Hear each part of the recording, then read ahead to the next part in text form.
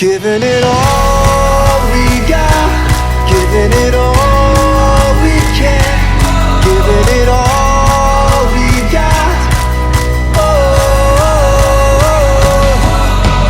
climbing up to the top of the world, no fear, we're gonna make it.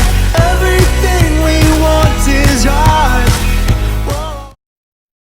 Hey guys, well, in the continuing saga, what the hell are we doing on the Thai farm today?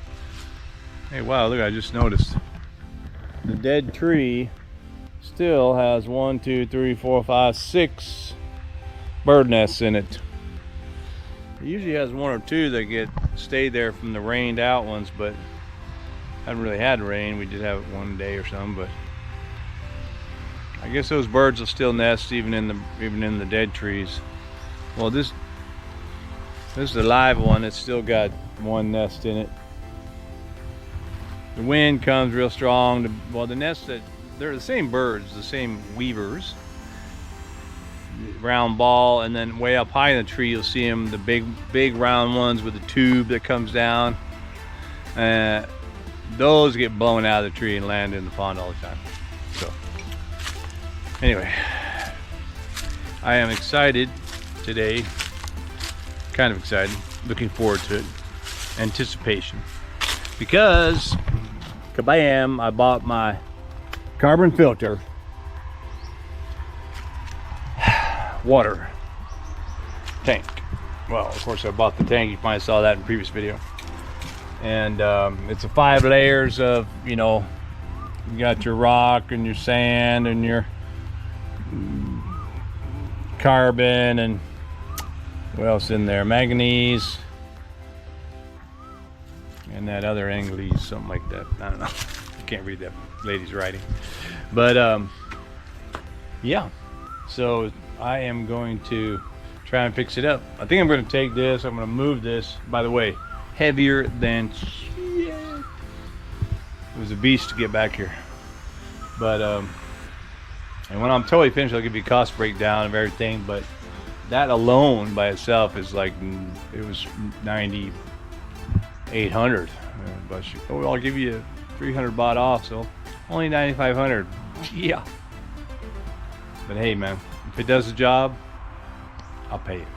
Anyway, I'm gonna move that over here to where it's a little bit more stable, probably protected, and also it's gonna be easier for me to hook it up, because I'll just get an elbow straight up, elbow straight into the inlet, then the outlet will come straight across here, and I'll elbow that up in there.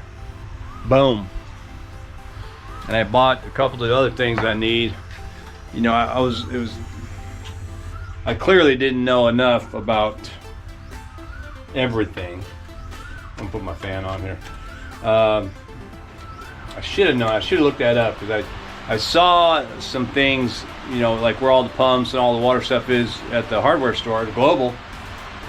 I saw this thing and I thought, what is that? You know, that looks weird, you know. And I should have looked at it more, because if I had it, I would have used it for this thing. And that is this guy right here. This is the thing that's going to basically save my life, or save the day. So there's a float switch. It's a float switch, and if you listen, if you turn upside down, that's basically on, off, and it'll be connected.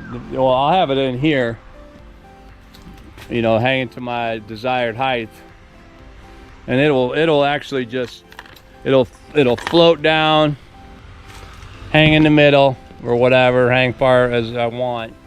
And then as water fills up and it starts to bring this thing up, it will click, and then that will turn the power that is connected to all the way over here to this pump.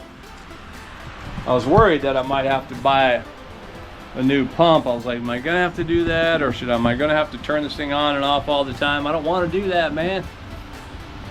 And I kept Googling on YouTube, I kept Googling how to make a manual pump into an automatic pump. And all these guys had these elaborate setups, and I'm like, no, it's there's got to be an easier solution.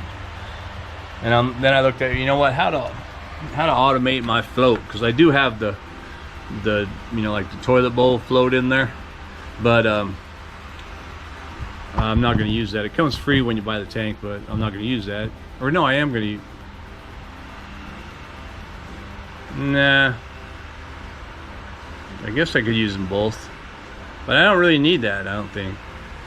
No, I don't need that if I have this, because this will shut the water off. And I won't need that thing. Although, all things considered, I could leave it in there, because it's not going to be on the same thing. So, looks like there's dust on here. Let me look at this. Yeah. So, yeah, and I just couldn't find it. And then when I was looking for the float, you know, like an automatic float gate opener or whatever like that, it said float switch, and that's what that is. And I thought, God, how stupid, because what I'm going to do is, or what you do is really just connect your float switch in here, and you click and you connect your MCB switch, right? My house power will go into here. I'll have this power come out to here. Actually comes out, house power in here and out to over here, and then the float switch will come out to here. Anyway, that's the easy part. The great thing is that I'm able to do it, and now I won't even have to worry about this pump being turned on and off. Although now that I'm sitting here thinking about this, you know, my wife relies heavily on this pump also to pump through the hose, to water the plants and do all that. So that means I have to have bypass. So I do have one valve over there. I might have, yeah, well, no, I think I might need one or two more valves, because obviously I'm going to need to have a cutoff where I can switch, where I can close the valve going. You know, this pump will suck it up here and it goes here. Well, actually, that's right, there's one of them right there. Maybe that's all I need. All I need to do is, yeah, that's right, I think I already set that up when I made the T to this thing. You just turn that valve off, like, actually it is off, and water goes everywhere else except the tank. And then okay, so that means I should leave this open all the time. And then when my wife wants to water the lawn and like that, actually that's probably the only thing. When she wants to water the lawn, she'll just come over here and she'll close that before turning on the pump. But, which means that, of course I'm thinking through this at the same time, like I usually do. But I have to have a means for her, if the float switch is turning the pump on and off, I have to have some kind of cutoff switch for a transfer switch for the power to go to the pump. I'm gonna have to sort that one out. But for now, and for today, I am gonna try and connect that tank to the pump, and maybe, if I'm lucky, fill it up with water. Whoa. I do have to, if I remember, I will fill this with water. This is actually my intake here. I'll fill this with water. Once it's full of water, I'll turn this here. You just back it down a little bit. This is the fast rinse, and this is the backwash. So I'll backwash it. After I fill it up, I'll turn this open and let the backwash come out of here. That'll be the first blow of all the dirty dirt coming out of there, and I'll let it run until it's almost clean. And then I'll turn that off. There he is off. And then I'll turn this to fast rinse and open it again and let it clean. And then that's I think the backwash is like 5 or 10 minutes, and then this is another like 5 minutes. I'm gonna look again, but I think that's right. And then I'm gonna go to the filter, which will enable it to put all the clean water in there. Sound pretty good? All right, man. Well, let's get to it, and we'll get back at you. Whoa. Well, I didn't quite get done, but that's because I ran out of stuff. But hey, man, let's check it out. So there you go. So what I've got, I think I mentioned before, water comes through the pump. This was the old lines, existing line. I tapped into that with a T, made it come up, enter the filter, goes through the 5 layers, comes out of the filter, clean water tank. Comes out of the clean water tank. I got it routed. I had to move the tank around the way this is situated, so I think it's going to be all right. Goes out this way. I'm trying to leave everything kind of as much as I can as it is. That's where the existing pump is. So what I'm going to do here, I think, I've decided that this is just scrap. So I'm going to take that off. This will intersect here, make an elbow, and be able to screw right into there. So the pump will be sucking out the clean water here, no problem. This tank, because I was thinking I could make this water go into this tank and then just do it like that. Which I don't know, I might still do that just because there's less work involved. But oh my God, I gotta sit down. Look at that sunset over there, by the way, you can see it. So, you know, I do have to set up the bypass for the power. I guess maybe we can call that a transfer switch or something, but I need to set up the bypass for the power so that my wife can come over here, close that valve to all this, and have access for the pump to pump, you know, the farm hose or whatever. That's the only thing. And I had thought also of, you know, what if it fails or the system fails or whatever, what do you do for water? Well, I have a pump, and if the pump fails, well, that's a whole different story. But push comes to shove, I could use this pump to pump through here, then just try and rely on volume gravity or something. I don't know. But anyway, I'm not gonna worry about that right now. There's no fail in sight for that.